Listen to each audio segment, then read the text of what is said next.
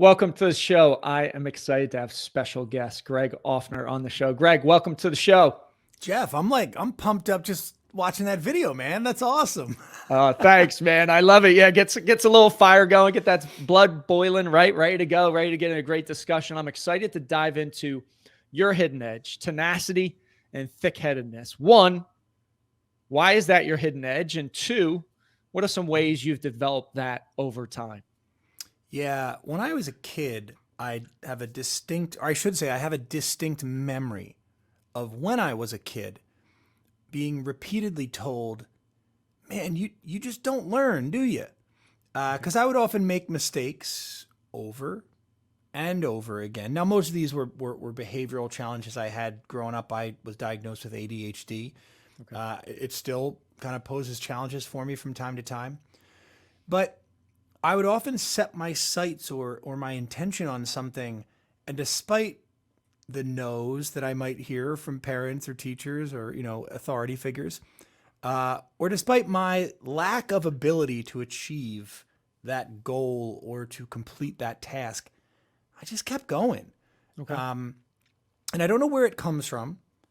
I don't know if it's inherited, if it's self-taught, if it's sort of mirrored from maybe people I was surrounded with when I was a kid. But as I got older and as we become adults, you sort of learn that when it's channeled properly, that thick-headedness and that tenacity can be a real asset. And so that's been my challenge as I've grown and matured, is to channel it properly, because from time to time I can still go off on that other tangent where it's really not helpful and can be a little bit problematic. Okay, so when you're growing up, you obviously had this type of resolve, this type of grit, this type of tenacity. Is there a specific example when you went through it and you just said, hey, to myself, I'm going to keep going. I'm going to do these things. Obviously, you've heard, hey, you don't learn, right? You shared that. But is there a specific story that you can kind of bring the audience in on? Yeah, and this is one that I don't really ever get to share outside of a lot of my friend group. When I was in college, I initially started out as a music education major. I thought I wanted to be a music teacher. I had Okay. gone to a military school for high school, and the bandmaster there, I was in the regimental band at Valley Forge Military Academy, had a profound impact on my life. Prior Okay. to military school, I was more of a sports guy. I played music, but sports was my big focus, ice hockey and tennis.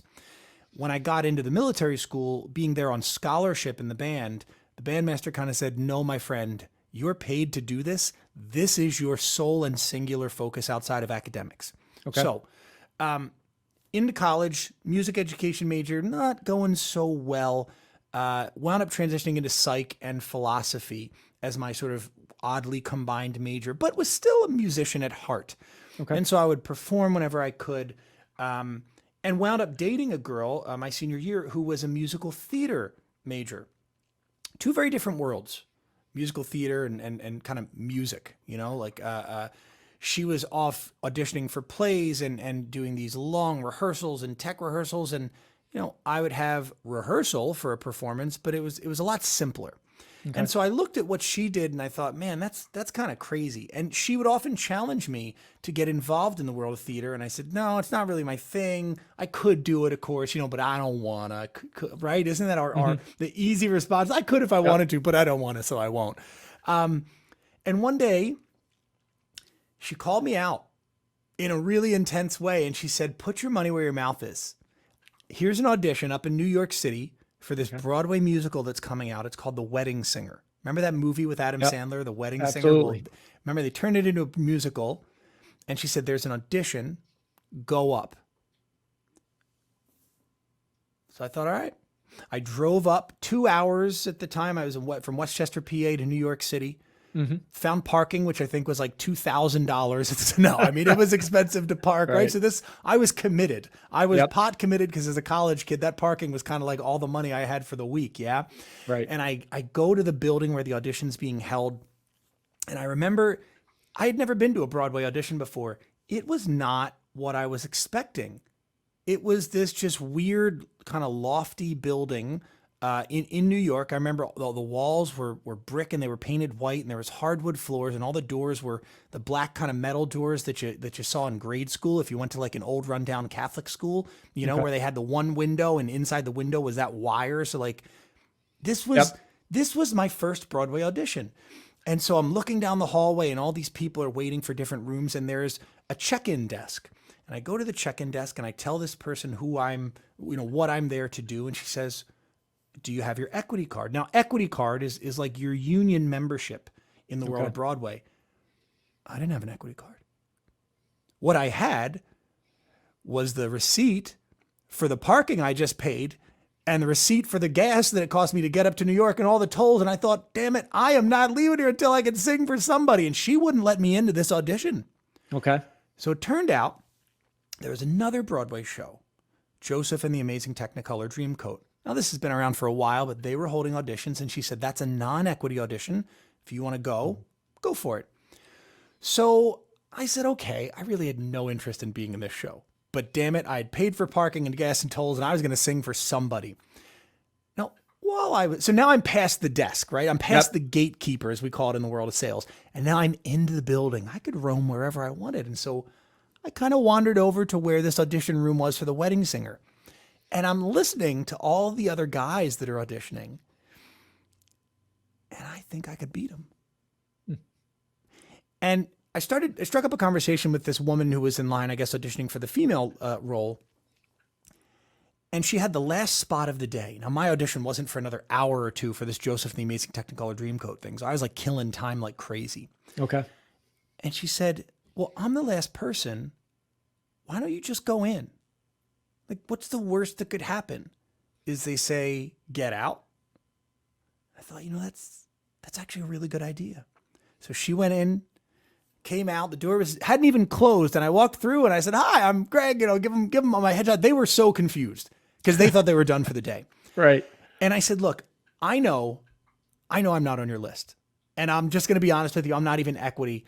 But damn it, I drove 2 hours to be here. All I want to do is have you listen to me sing and give me some feedback. I understand you probably can't even hire me for the role, but can you just give me some notes? Do you mind? And they looked at each other. There were three of them seated at the table, and they kind of said, okay, yeah, what do you got? Now, you have to understand that in the world of auditions, if you make it more than 30 seconds, you're doing pretty good. Right. They kind of know when they hear you sing. Mm-hmm. I made it through the entire song. And then they asked me to sing another song. They said, do you know anything else? I hadn't prepared anything, but I said, sure.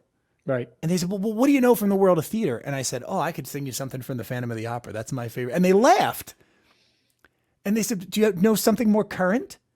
And I said, no, not really. I'm not really a musical theater guy. My girlfriend actually dared me to come up here and do this. And so they said, well, what can you do? I said, well, if you let me play the piano, I can sing you a bunch of songs, Billy Joel, whatever you want to hear. Right. And they did. They let me play 3 more songs. Wow. And then the lead casting director said, I've got to go to another event, but could you come to our offices later this afternoon? And she gave me a slip of paper with the address on it. I didn't really know what this meant. But later that afternoon in the Bernard Telsey casting office, I performed for about 30 people. I performed several songs on the piano. And they asked me to come back and audition for the lead role in a tour of the musical Rent. Okay. Now, most people, I think, when the equity monitor would say, yeah, I'm sorry, you can't come in, you don't have an audition, they would say, well, geez, that stinks. But my ADHD brain, my thick-headedness, plowed me through that audition, plowed me into the next place. And there's a phrase I heard somebody say, if you can see it, you can be it. Mm. The fact that this major casting company saw something in me gave me the courage to say, I'm not just some average run-of-the-mill person interested in music. I can take this talent and do something with it. And that gave me the courage, I think maybe even the validation, to pursue my career as a professional musician. I really didn't want to do theater. It was kind of cool that I got in there, but, ultimately several months and several auditions later for this, lead role in Rent, they said, look, we love your voice, but you have no acting chops whatsoever. You need to go to acting school and take some lessons. I just didn't want to. I really didn't care. But it was that part that these people here, the best singers in the world, and they validated that if I were a better actor, maybe I could be among them. Maybe. Mhm. There's a lot of ifs that would have had to happen to land a Broadway role. So I'm not saying I absolutely would have done it, but maybe. That was enough. And that gave me, again, that validation, that courage to move forward. And I had a very nice and very fun career for almost 15 years as a professional dueling piano player. Played all around the world. That's what an incredible story. One, I love that you weren't able to get in, and then you had some time to kill, and then wait a second, you kind of listened. You thought, wow, I'm at least as good, if not better, than those male singers. I need to get in there. And having that tenacity to say, okay, I don't have a card. I'm just going to go in and let it fly and take that shot. I mean, that's incredible. And so many people don't allow themselves to take that shot. They let other things happen, other things get in their way that stop them. And it could happen one time and they're done. Yeah, Right. it's this idea of avoidance versus approaching. In psychology, that's what it's called. It's called approach avoidance. But it's that we will run from things we don't want with more vigor than we will run towards the things we want. And so in that instance, it's very easy for people to say, oh, I'll be embarrassed. Mhm. They're going to know that I don't belong here. What if they tell me I'm bad? I mean, these are very real feelings that we all have. Right. I guess maybe, but not me. I just didn't care. I was like, look, I don't have a job now. What's the worst? And that girl sort of framed it really well for me. She's like, you don't have the part now. Worst case, you walk out of there without the part. You're no worse than you were when you walked in the door. And so it is that sort of tenacity and that thick-headedness of going, yeah, let's just see what happens. That's taken me pretty far in life. That thick-headedness, that tenacity, when you're faced with a harsh lesson learned, with a roadblock, with a failure, right? How mentally do you get past that? And what, do you have a couple of things that you always fall back on that would be great for the audience to hear? Yeah. One is reminding myself that, or really asking myself, am I operating out of avoidance or am I operating out of attainment? Okay. Right? Am I trying to get what I want or am I simply trying to avoid the consequences I don't want? And that is really important for me because I lived a lot of my life trying to avoid the things I didn't want. And surprise, surprise, I didn't get the things I did want. I landed somewhere in this mediocre middle. And I wasn't really happy. I certainly wasn't fulfilled. Even though to a lot of my friends, who, when I shared these sentiments, they said, really? Like, it looked like you were kind of having the time of your life, like living it up. Right. But that was all like an act. I often say that, during my corporate day job years, I was like the world's highest paid actor you'd never see on a screen. I was acting like a corporate executive and I did that every day and it was exhausting. And there are a lot of people, I think, probably nodding their heads identifying with this because you look around at the experience people are having at work, the 79% of employees who are disengaged. That says they're not getting the experience each day that they want to have, because that's what happens. Disengagement or engagement is a choice based on the experience. Gotcha. So organizations come to me and the first question I often get asked by leaders is, hey, we got an engagement problem. How do we create more engagement? And I say, you don't have an engagement problem. Actually, you have an experience problem. The experience of working at your organization or working with your people day to day is not the type of experience people want to have again and again. And so they choose to disengage. And so for me, that fundamental question of, am I avoiding what I don't want or am I moving towards what I want, is one of the places where I start that helps me leverage that thick-headedness and that tenacity in a positive way. No, I love the powerful question you ask yourself, right? Questions are so important to ask ourselves. And we so many times are just busy, going. And we don't pause to reflect and say, okay, is this an avoidance technique, or am I looking to attain what I truly want? And love that question. So let's dive into experience, because you hit kind of hot topic button, right? So many people, 79% aren't fulfilled, aren't excited about what they're doing. So experience in the workplace, and this could be at a Fortune 100 company. It could be at a small entrepreneur shop where you've only got 5 to 10 employees. What are some things from an experience perspective you've been able to help guide other companies and corporations to implement and then raise that level of engagement? Yeah, so there's three main principles, and what I do is I use that experience I had working in piano bars all over the world, which are a very unique ecosystem. Mm-hmm. There's really, we could, you and I could take a road trip and go visit 10 bars, and there's a good bet that all 10 of them would have music. Right. Some would have a radio, some would have a mega touch, like where you can Yep. select the songs, and some of them might have live music, some of them might have a DJ. And maybe half would allow you and I to, request a song, right, on the mega touch, or go up and ask the band to play a song. Unless one of those bars was a piano bar, 0% let the audience choose 100% of the songs. So piano bars is a very unique environment because the audience chooses 100% of the songs. That's the idea. A good piano bar performer uses techniques to draw the audience in. And the first principle that we use is the simplicity of opting in. Okay. So if you're a newcomer to the piano bar, how do you know what to do? We have a little shtick. And to keep it short for time, that shtick encourages people to get a drink, fill out a request slip, and maybe most importantly, leave a generous tip. So the three things that I need you to do if you're visiting a piano bar are have a drink, alcoholic or non-alcoholic, doesn't matter, but I will say the more you drink, the better we sound.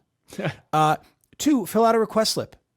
That is the vehicle for your voice to be heard. We want your voice to be heard. This is a participatory, all request experience. Okay. And then lastly, of course, tip generously, because if you bring that request slip up to us without something green and presidential, it's not a request, it's a suggestion. So we make it very simple for people to opt in. Mm-hmm. And the way you see this present itself in business are value statements. Okay. That's what we value at the piano bar. Have a drink, make a request, leave a tip. What is a business value? What I found is when we start looking at business value statements, they're very flowery and sometimes contradictory, but often and almost always impossible to opt into without an interpreter. Gotcha. Yep. So that simplicity being the first principle, making it easy to opt in, is something that organizations can, it's not easy, but it's simple for them to make changes to their current procedures so that people can opt in more easily. And there are 2 other principles that we go into in the keynote. The second one is creative autonomy, and the third one is gain sharing, right? So sharing the wins. But in some of the research I've been doing recently, what I also realized is that a very important tool for organizations to leverage in terms of creating that experience that people want again and again is loss sharing. Okay. And we see this in what just happened recently with Google. So Google laid off 12,000 people. Yep, just saw that. And just a day before, their CEO attended a 50-person, very intimate and exclusive party where I forget who the performer was that performed, but it was somebody that cost well over $1 million for that performance. So the question is, no doubt in my mind that Google cares about its people. Mm-hmm. But how much does that CEO make? How much do those board members make? How much does the senior leadership team make?